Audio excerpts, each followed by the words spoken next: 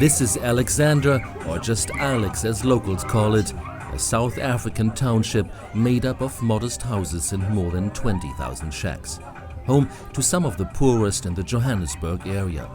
Life here is a daily struggle. Employment is hard to come by, but the promise of easy money and quick loans is everywhere. Loan sharks are thriving here, exploiting those with little education and virtually no financial knowledge, like Virginia Sanelle, who survives on selling drinks out of her kitchen. Mashonisa, they take a ID when you go in for a man, and they take a card for grant and a PIN number. And that ID, if you are not coming to pay that man, that ID, they sell it to that person, Nigeria, Somalia. Loan sharks, cutthroat interest rates and unmanageable debt are a huge problem all over the country. An estimated 9 million people out of South Africa's 50 million population is financially underwater, unable to make their payments. A soap opera on South Africa's e-television station has been an unlikely ally in the fight against financial illiteracy.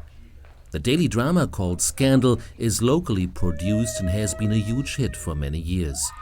3 million viewers tune in every day, making the actors into potential role models for their fans.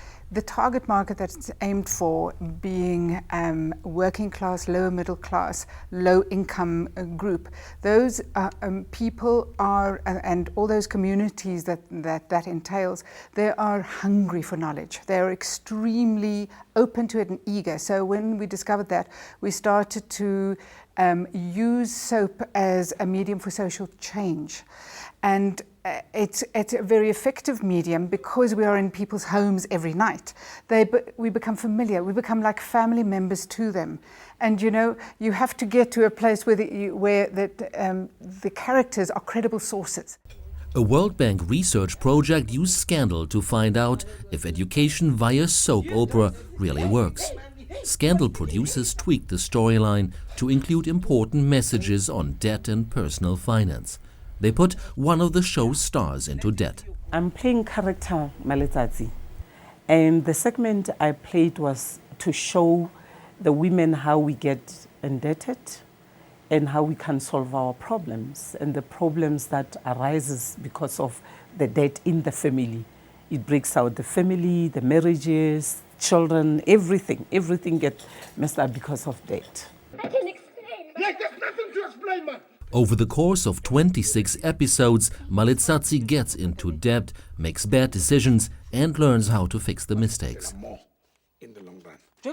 She seeks the help of credit counselors. The number for the Real Help hotline was shown at the end of some of the episodes. The messages worked. The hotline was flooded with calls. Call volume rose by 300%. Debt Mediation Associations are handling complaints against credit providers. Within the first day that it ran, we had huge numbers coming in, and each time the program ran, we had larger numbers than we ever had before.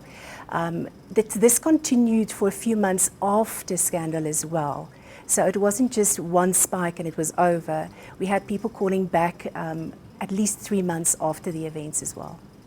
For Scandal viewers like Eva Monageng, the financial drama surrounding Mmatata was a déjà vu experience. Her debt had tripled in 1 year and she didn't know who to turn to. When I lost my job, I was owing them 20,000. And after a year, it went up to 60,000 rand. And I contacted, after watching the episode, I contacted them and then they negotiated on my behalf because of those interests, like it was 40,000. And then they reduced 35. The World Bank study also noticed that another message stuck with viewers: loan sharks are a scandal to be avoided.